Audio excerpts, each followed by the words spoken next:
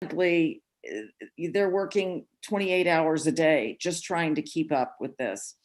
And so when I started finding out about this, that's when I read the animal ordinance laws. And I think we need to get a little tougher there if we're going to sort of rein this system in. And that's basically all I wanted to say. I thank you for your time. Yes, ma'am. Thank you for sharing tonight. Mr. Floyd, next on my list is Mr. Scott Strickland. Good evening, Mr. Strickland. Can you state your name and address for the benefit of our clerk, and then we yield 5 minutes of time to you, sir. Yeah, Scott Strickland, 40 Sheila's Lane, Lewisburg, North Carolina, 27549. I got several things on my list, but I do agree with the lady just spoke just a few minutes ago. They are understaffed out there at Animal Control, and they've been understaffed for years. That's something that the county has never really put money in other than building the animal shelter. And one of the questions I had tonight, where are we with the board out there? That's something that did work, and it will continue to work if we can bring it back to help with the question that the lady just had, because the citizens done a great job by doing the board before. That's how we ended up with the great facility we have out there. And, I think that's something that we really need to get on top of and get done, because it's things that needs to be looked at and needs to be at now. The second thing I got is for Mr. Levine, the health director. I know he's doing a great job, but this last plan of blocking off 401 was not a great plan. For the whole 10 miles that stayed blocked for 4.5 hours in 4 school buses, I watched a lady get out of her car, go down to the park down there, go to the bathroom, and walk back and get in her car. That's not moving traffic. That is a pediment to me. And we got to do something better with this planning with that. But I do give him credit for what he is doing, because it is a big task. But the whole 10.5 miles out there was blocked up. The next thing I got is how many citizens in the county have been vaccinated? Franklin County. I don't care about Wake County, Virginia, all them that's coming down to being vaccinated. I want to know how many folks in Franklin County has been vaccinated up to date, because vaccinating everybody but our citizens. And I understand they can go anywhere, but we need to look after Franklin County first. I mean, the drugs are running out, and we're having to wait, and stuff needs to, be prioritized. And the next thing I got is our radio system. I know we keep talking about this, and I'm not going to let it up on it. It's fixing to get a lot stronger than what it has been in the past, because it is a need. I'm tired of hearing my trucks out here. Well, I call it my trucks, but it's y'all's trucks. It's the county. But I help pay for those as taxpayer. But I get tired of hearing them try to call in for help and can't get in over there to communications. And then somebody ends up having to call on the phone. This is a problem, and it's been a problem. And I understand you have folks looking into it, but maybe we need to do something else, because it's not working. It's going to come a priority that they need something right then and can't get it. It's not only them, it's deputies too. I mean, they have 1 or 2 others out there with them, but this truck has only got 2, and that's a problem. And then the third thing I got is I went out to the Owens Park. Everything looks nice. I would like to see somebody look into maybe putting the porta potty on a concrete slab, because it is kind of rocky. It's off balance a little bit. And, I don't walk that good, but it was unstable with me, and I just wanted to bring it to somebody's attention. And I hope everybody has a great night, and thank you for all you do. Thank you, Mr. Strickland. Mr. Floyd, my next on my list is Michael Selig.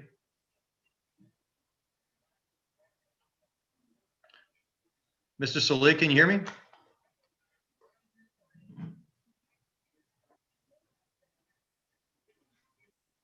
Sir, are you there?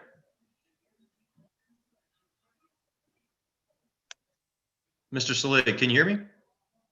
He may need to unmute his microphone. Yes, thank you for that. If you can hear us, sir, need to unmute your microphone so that we can hear you.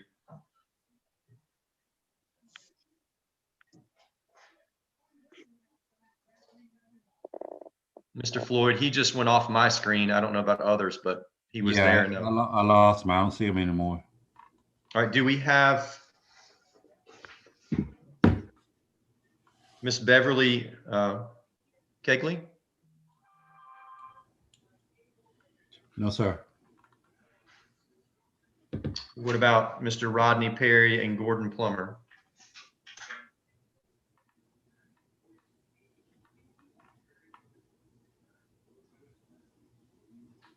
No, sir.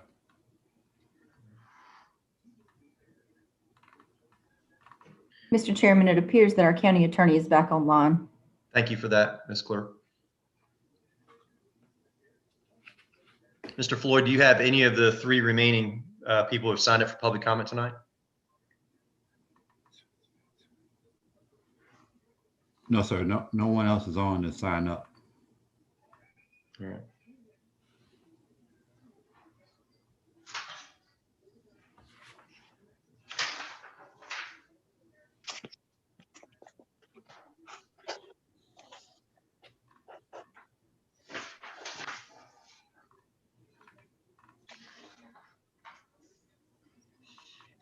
All right, one last effort, one last call, Mr. Floyd, for any of those three that signed up here tonight for opportunity. Okay.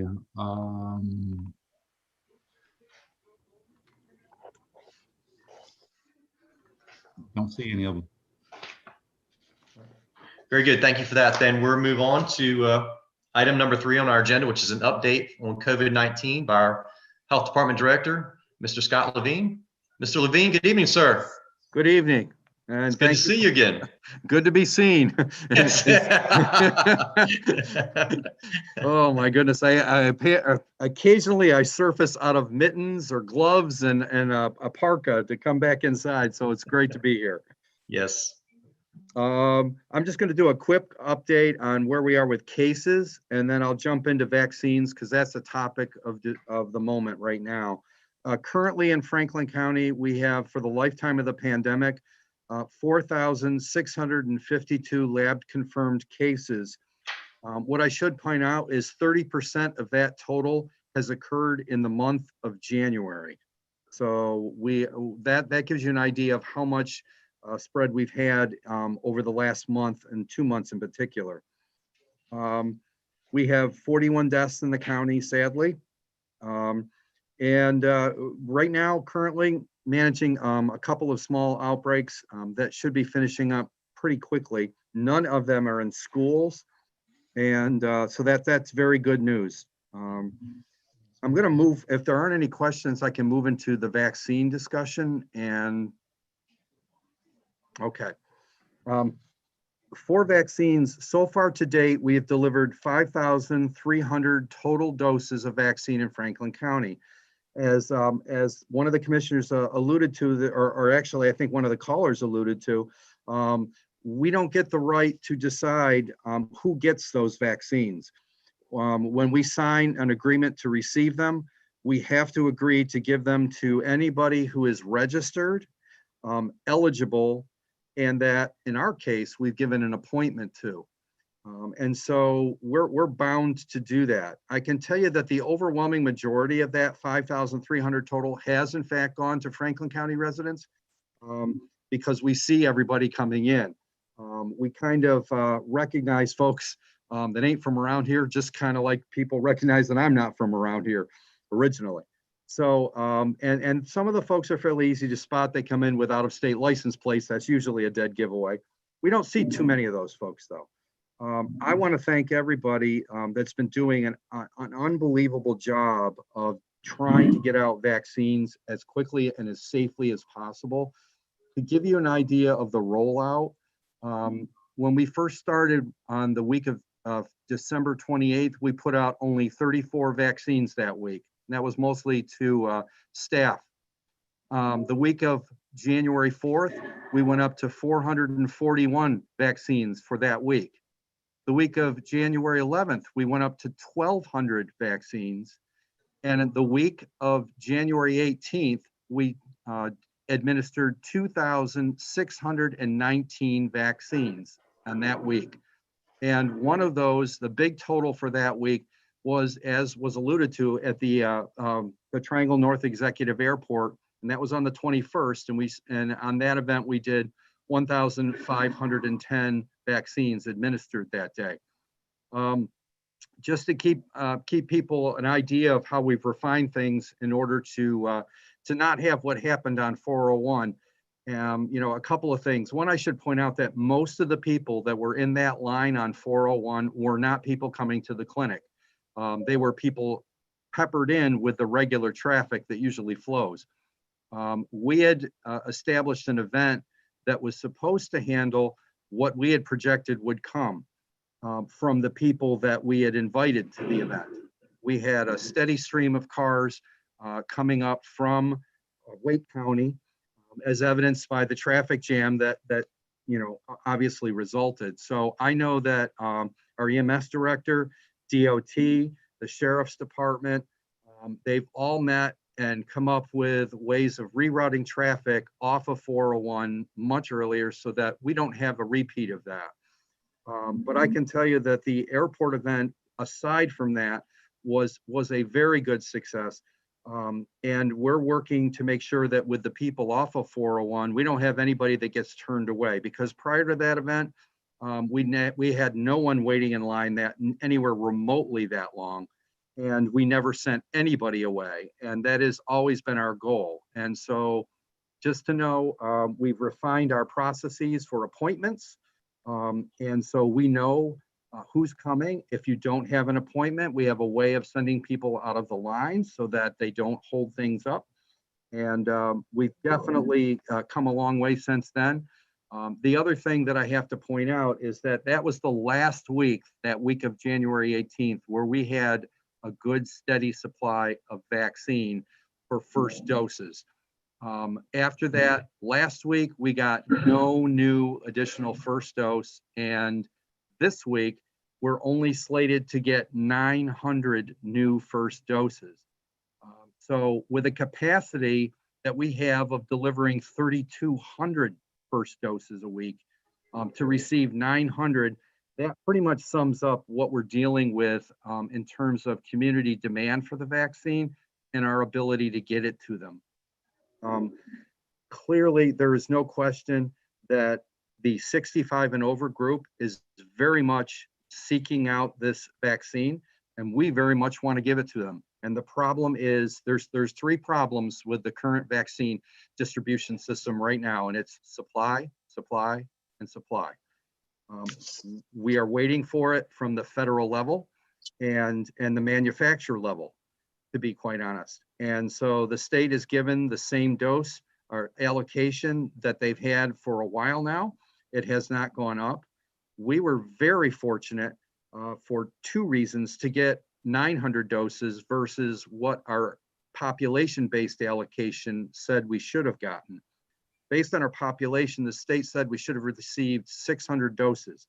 But with an equity calculation, they looked at the percent or the number of people over the age of 65 living in Franklin County and gave us 300 additional doses. Now, to keep that in perspective, we can deliver 900 doses of vaccine in a little over 4 hours with our current system. And so when we have a capacity to deliver 3,200, you can, and a demand that pretty much is in line with 3,200 a week, we are clearly not going to get to everybody. And I want everybody to know that no one in this county, more than the people that are working at this vaccine clinic, no one to a person feels the desire to get vaccine out as quickly as possible, as soon as we get it to everybody that's eligible for it, in as safe a manner as we can. And as soon as we get it, we are turning it out. And it's going to get, for the next 3 weeks, my dose allotment for first doses is 900 doses, and that I am guaranteed for the next 3 weeks.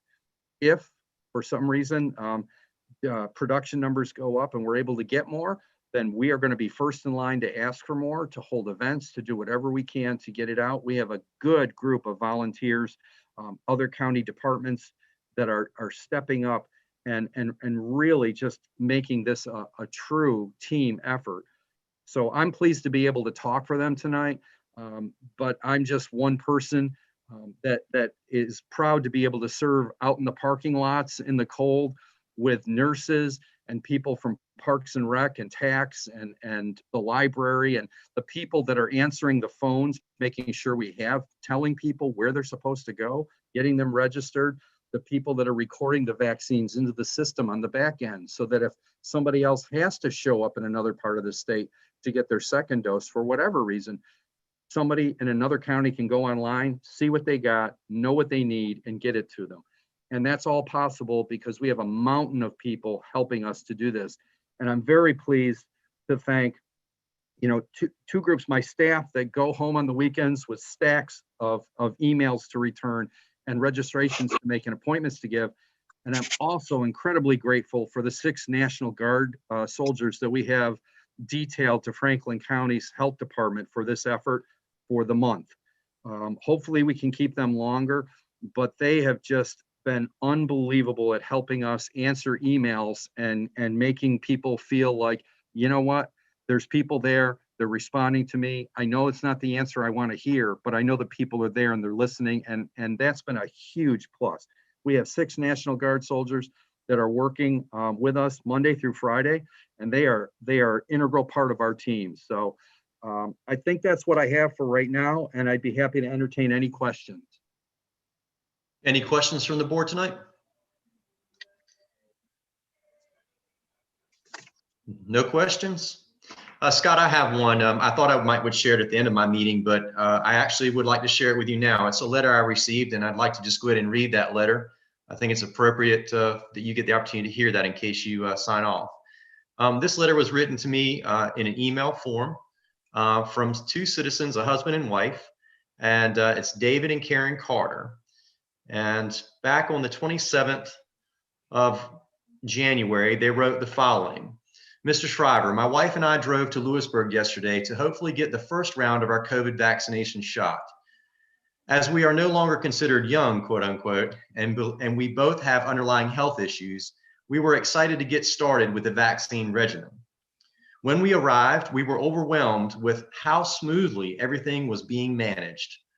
From the law enforcement officers directing us to auxiliary parking, where we waited our turn to be next in line, to all of the people on duty so generously working hard to administer our shots. It was a cold and raw day, but you would never have known it by the level of commitment and hard work that everyone was displaying. We were treated with respect, dignity, and finally with a caring heart. When it was our turn to get the vaccination, we were ready as we rolled up our short sleeve shirts and gave the nurses our shoulders. It was painless and fast, and we were then directed to a line to wait for required 15 minutes before being expertly waved goodbye, and away we went home. I'm sorry I do not know the names of every person who was working yesterday, but you need to know as the chairman of our board how professional everyone was towards us. Would you be so kind as to forward this email along to the appropriate staff involved and to let your leadership know what an outstanding job everybody did that day? It was a well-oiled machine, and even though it was all new to us, it was a great experience. Franklin County has certainly set an example of what good government looks like, especially in our time of need. I tried to thank everyone I could personally yesterday, but there were so many dedicated people, it was just so hard to do. Thank you, Mr. Shriver, for your leadership and the leadership of your entire board and your county manager. I hope once this is all behind us, you can throw a celebration party for your staff. Please know these 2 old farts are extremely grateful to all of you. And there was no ad-libbing in that either, for the record. So I can't say that any better, so I wanted to share it. So please, I will forward that to you, and please forward that along to everyone. We are grateful. I'm going to share that with everyone. We've gotten so much outpouring of goodwill directed directly to us, opportunities and people wanting to volunteer, and just people going through the line saying thank you. It's so cool to see. we're stopping, and they haven't seen people in years that are coming through the line. Hey, I went to high school with you. And it's just so cool to see that happening, and to get a letter like that makes it all worthwhile. Really does. I'm glad I have the privilege to share it with you. Thank you. Thank you. All sir. right. Thank you very much, Mr. Levine. Thank you. All right, moving on then tonight, item 4 on our agenda is the year-to-date budget report, and our finance director, Ms. Jamie Holtzman, is going to share some information with us. Ms. Holtzman? Thank you, Chairman. I'm Yeah. going to share my screen. All right.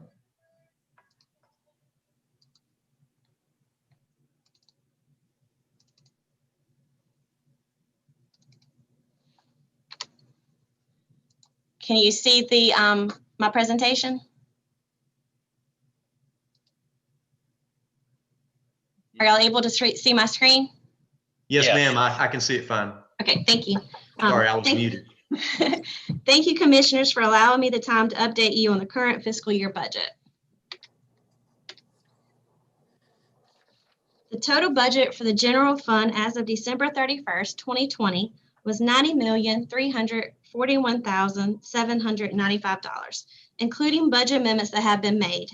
The total general fund expenditures spent as of December 31st were $39 million, or 46.04% of the total budget. The general fund revenues for the same time period totaled $56 million, or 62.11% of the total budget. The expenditure total also includes any outstanding purchase orders, which means obligated payments, but not have obligations for payments that have not been spent. In comparison, for the same time period last fiscal year, general fund expenditures were at 49.2% of budget, and revenues collected was only at 59.4% of budget. Most departments are currently at 48% or less of their total expenditure budgets at the end of December. We currently have about half of our debt payments due after January 1st. If this trend continues, we should be below our expenditure budget at the end of the year. Current ad valorem property tax collections at the end of December total $40.6 million of the total $48.5 million that is budgeted. This represents 83.6% of the total budgeted. In comparison, at the same time last year, Franklin County was at 80.7% collected for current taxes. Delinquent property taxes collected were at $396,000 of the $444,000 budgeted, or 89.2% of the total budget. In fiscal year 2020, the delinquent taxes collected at the end of December was 74% of the budget. As of January 31st, the county collection rate was at 93.3%, compared with 93.27% for January of 2020. Sales tax received for the first 5 months is $56.6 million, which is 56.6% of the $9.9 million that is budgeted. The average distribution for the first 5 months is $1.1 million, compared to the budgeted average of $829,000. After 5 distributions, we are $1.49 million above where we projected. If this trend continues, the county should finish fiscal year 2021 above the sales tax budget.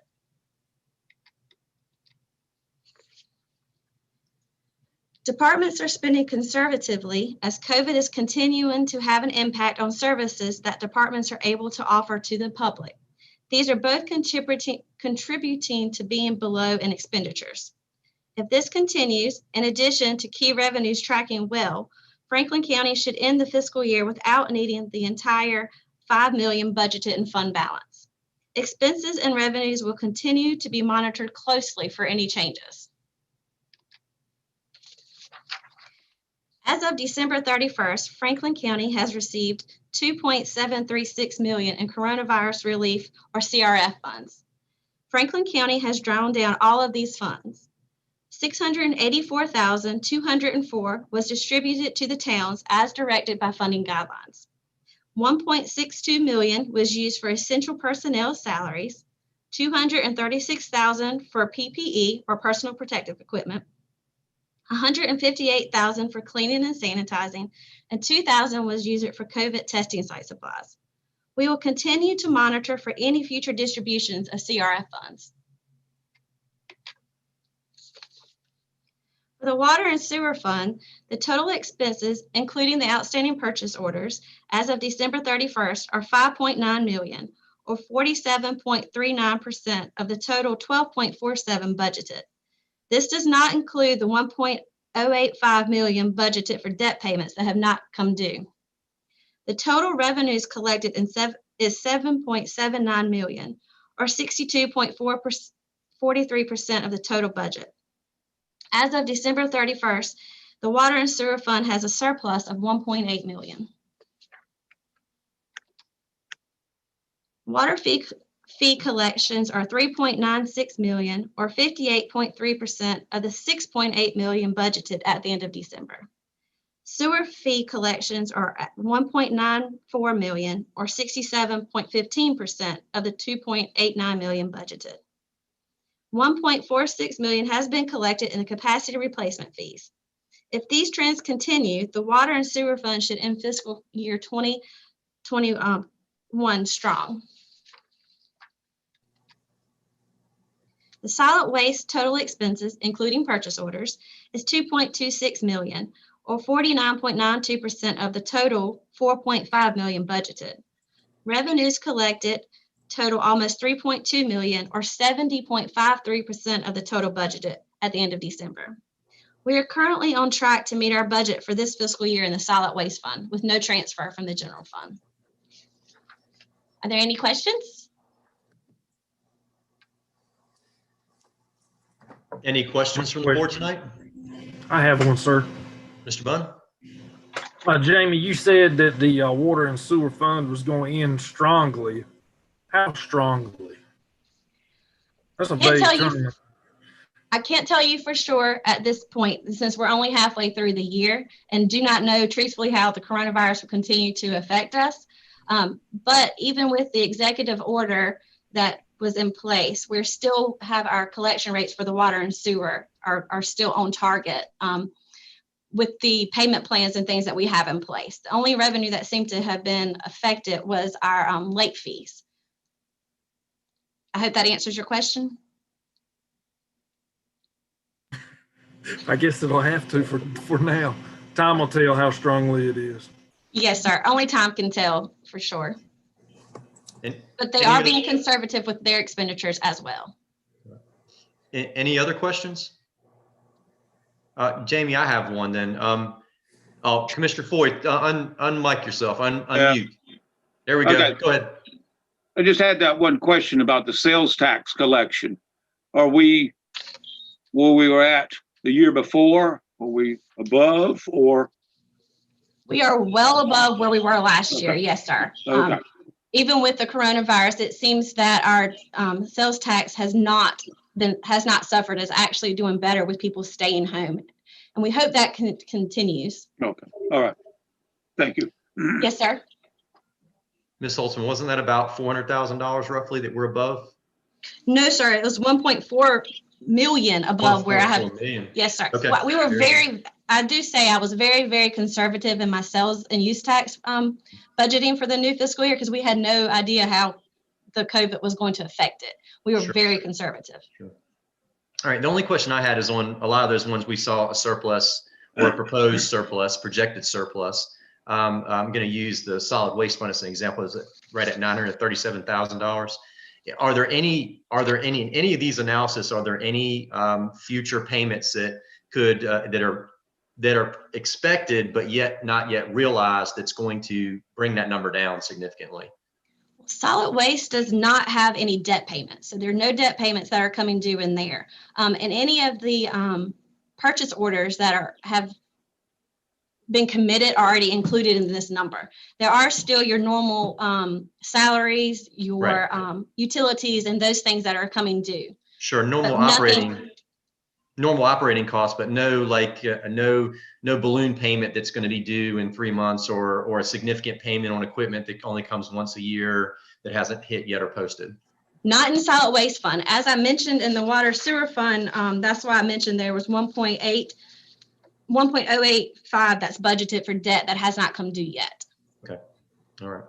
All right. Thank you for that. Any other questions of the board tonight?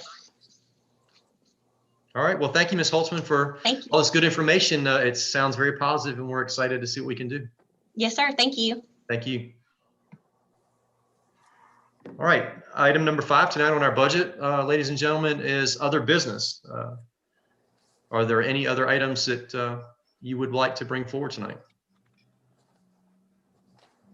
I would like to bring it up again about the Animal Advisory Control Board on maybe moving forward with this and getting this back enacted, and staffed. And in fact, I feel so much about it, I'll put that in form of a motion.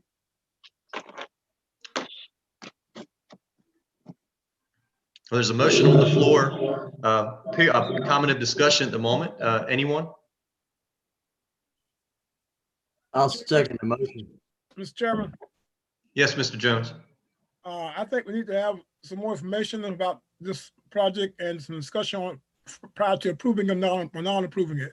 I think at this time it's premature to do a motion because we haven't seen any information about the board, its setup, or anything about staffing. So I think once we get that, then we can make a decision on yes or no. That's my comment. Thank you for sharing that, Commissioner Jones. Any other comments from the commissioners tonight regarding the motion? I'll make a comment then. Prior to our meeting, I confirmed that with Commissioner Foy and Commissioner London and Commissioner Pierce, I had sent out an email asking them to give me some more details about the concern specifically so that I could begin to talk to our county manager and begin to formulate what could be done, what's being done. Commissioner Foy, I sent to his county email, but I learned prior to the meeting that he uses his personal email. So he has that now. I sent it to him in the middle of this meeting. Commissioner Pierce, I apologize too, because I had got the wrong Mr. Pierce in my contacts for my county computer, and to Commissioner London. So I agree with what Commissioner Jones is saying. It's not that we're against making decisions, but I think as a chairman, one of my biggest goals in talking to our county manager is the way we move forward needs to be a calculated response and not a reaction. And I feel like we do better work as people and as organizations and as teams when we have a calculated response. When we've done our homework, as any sports team does, they watch film, they figure out how their opponent plays, where their successes are and where their weaknesses are, and then they form a plan on how they're going to compete. And I believe that we need to be very deliberate about what we do, and we need to be sure that we're responding and not reacting to things. So that being said, I'll ask for any other comments before we deal with the motion in the second that's on the floor. I'd like to make another comment. I mean, I don't mind studying it some more, but I don't want to take years and years and years. I really don't. I agree with you, and we've been talking about years. this and just, I mean.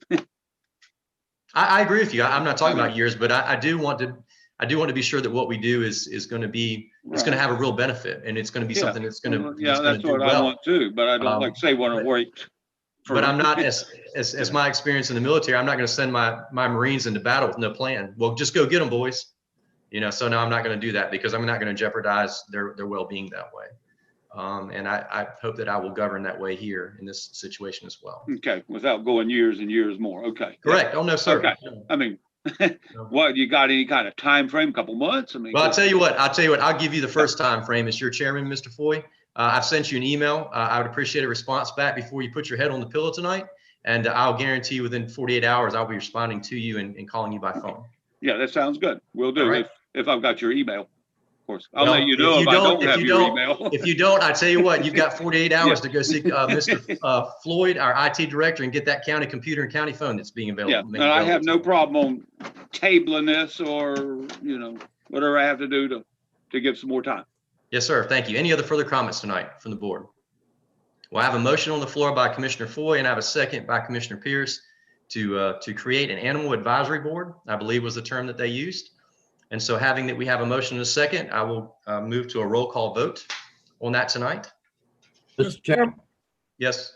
I thought I heard Mr. Ford say he wanted to table the motion to. Yeah, I mean, I don't Okay. have no problem Yeah, retracting my So- motion or tabling it, whatever. Sure, I think probably it would be appropriate then that we not table it, but you retract it, because if it's tabled, I believe we're required by general statute to set a date for that tabling. Okay, well, I so moved to retract. All right, very good. Commissioner Pierce, I agree. thank you, sir. All right, then, well, Mr. Chairman, one more comment. yes, sir. I think our animal control board is very much needed.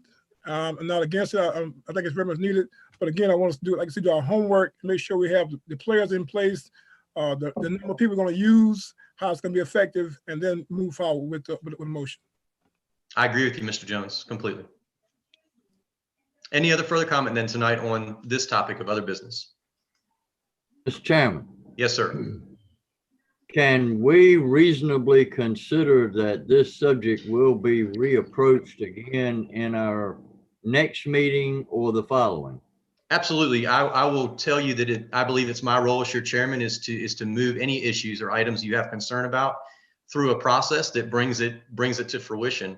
And I work weekly to move that process forward with our county manager, with your input, and even drawing one of you or both of you in, because only 3 of us can be together at one time in discussion. And I'll be more than willing to facilitate that to an end product that we can bring to the board for their consideration. I mean, I believe that's my role. Okay. All right. Very good. All right. So that's one other business. Is there any other business tonight that anyone has that they'd like to share? All right. Hearing none, I'm going to move on to item number 6 tonight, which is our board manager and clerk's comments. This is a time that's set aside by our Board of Commissioners to allow our county manager, our clerk to our board to report on various activities. And the board may also discuss other items of interest. So tonight I would ask our county manager if she has anything she'd like to share with us. Yes, thank you, Chairman and Commissioners. I appreciate your time tonight. Just a couple of updates tonight. Last week, the Finance Department conducted the budget kickoff meeting. And of course, part of the process includes work sessions and sharing information with the Board of Commissioners. So as we progress, we'll be sharing some information and updates and talking to you about any dates where work sessions might be conducted. So second item I have is an update from Open Broadband. Of course, remember that at our last meeting, we heard from Open Broadband, and they have sent along an update, and we will call upon them and incorporate them into our meetings as we move through this process. But basically, as of January 29th, they are very close to the activation of the LTE service and expect that to happen within the next 2 weeks. Remember that the LTE service is something that allows them to go through trees, basically, not just have line of sight, but actually have their service go through trees and other objects. So they expect that again within the next couple of weeks. The server configuration is almost complete. They are continuing to solicit homes in the area and await responses. In White Level, for the 5 gigahertz line of sight, they have 23 residential customers and 3 commercial customers. And they have also started service in Alert at the Bible Broadcast Tower is their central location in Alert. They have at this point 1 residential customer in that area. But again, very much working through getting for the first week or so of February, they have some installations scheduled. So I continue to be hopeful and optimistic that maybe as the weather turns to something brighter and it's not so wet and muddy, that, that they will continue to have success with those installations. So thank you very much. Thank you, Ms. Denton. We appreciate that. Madam Clerk, you have any comments tonight? I have nothing at this time. Thank you. All right, thank you. All right, then we'll move on to our commissioners tonight. Commissioner Foy? I don't have anything to report. I just have a question. And I asked this probably a year ago. Now I'm going to ask it again. But when do you think we'll go back to actual in-person meetings? So I have been in discussion with our county manager on that and asked for her to give me an assessment of when she believes we as a county will be in a position that we can have that public access, or at least our togetherness. And that's on target for her to get back to me as we meet weekly. So that's on one of my items as well. Okay, so maybe the next meeting we'll hear something. No, sir. Right now it's looking like probably the earliest would be maybe the first meeting in April, based on some of the restrictions that we have that we're required to operate within, from CDC, federal level down to the state level, North Carolina Department of Health and Human Services. There's Well, I certain know the restrictions. excuse me, just, I know we meet as a CARTS board and we meet in person. We always have, but we social Well- distance and we have the masks. Yes, sir. And I'm all for it. I mean, if it can be Okay. earlier, I would much rather this be in person if we could go next week, but I don't think that's possible, but I am eagerly looking at that early April as a hopeful and positive target, but Okay. I can't commit to that yet until I get some more feedback from our county manager and she Okay. gets feedback from other sources, So but we're it's on actively- my radar screen. Actively, okay, pursuing that. Good. Yes, sir. Yes, All sir. That's all I have. Weekly talking point for me. Yes, sir. Okay. All right. Commissioner Speed. No comments tonight. All right. Thank you, sir. Commissioner Jones. No more comments. All right. Thank you, sir. Commissioner London. No comment. No comments. All right. Vice Chairman Blunt. I have no comments, sir. Very good. Thank you. Commissioner Pierce.